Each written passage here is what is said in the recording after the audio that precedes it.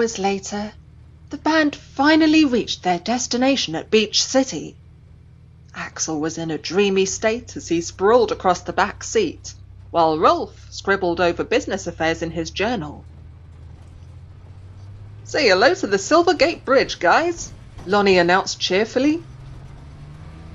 Axel leaned forward to peer out the windshield as they approached the shiny suspension bridge. Beyond the bridge, tall skyscrapers stretched towards the sky.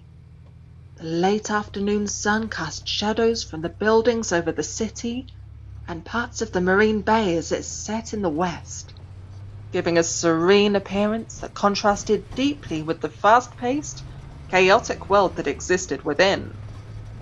The city looked majestic, and certainly what Axel expected of a place known as the capital of music and art in the nation of the United Animal Kingdom. "We should totally hit up one of the clubs tonight." Lonnie beamed at Rolf and Axel through the rearview mirror. Guys," Rolf shouted and held up his hands.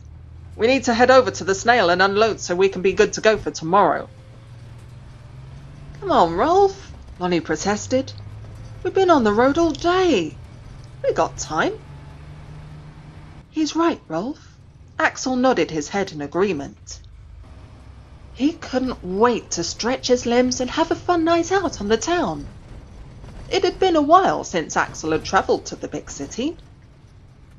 Even though they had a busy schedule, he had hoped to be able to slow down enough to absorb the brilliant culture and atmosphere at the centre of music and art that Beach City was reputed to be. It's been a long day.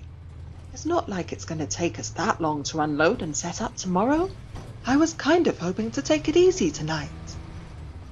"It's not just the setting up," Rolf growled. "We've never performed at this venue before, and I need to inspect the stage and equipment. It also wouldn't be a bad idea if we rehearsed and did a sound check."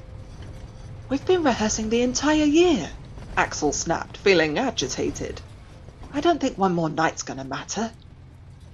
"Every minute I've put into this band has mattered. It's when bands get lazy and careless like you two that they become yesterday's news." Rolf angrily stomped his feet. "Well now, wait just 1 minute," Lonnie protested.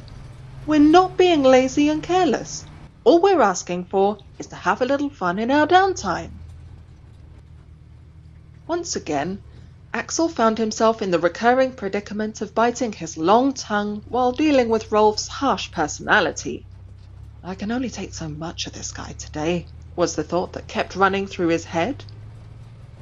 Axel scratched the top of his head as he prepared to do what he found to work best with Rolf, and offered him a compromise.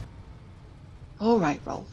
If you want to spend the entire evening messing with equipment, that's your business. But Lonnie and I are taking the opportunity to get out in civilization tonight."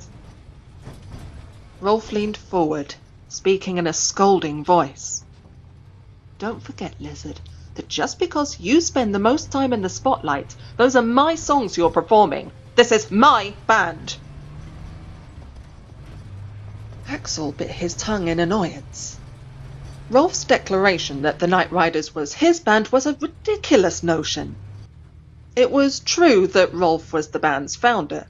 However, it was only partially true that Rolf still served as the band's primary songwriter.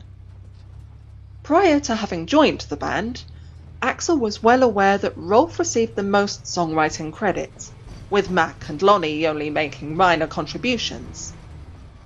At least this was what Rolf had led the public to believe. Axel, however, found this to be far from the truth.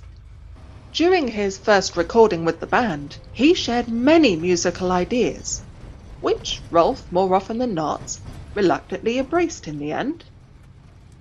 He had, indeed, written a significant amount of material for the latest Nightriders album, but at the expense of Rolf retaining most of the credit in the record sleeves and CD booklets.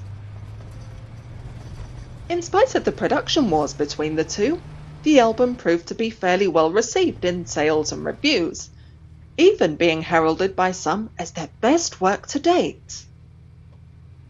Regardless, The album managed to bring the Nightriders back on the radar of music fans since Mac's unpopular and controversial departure.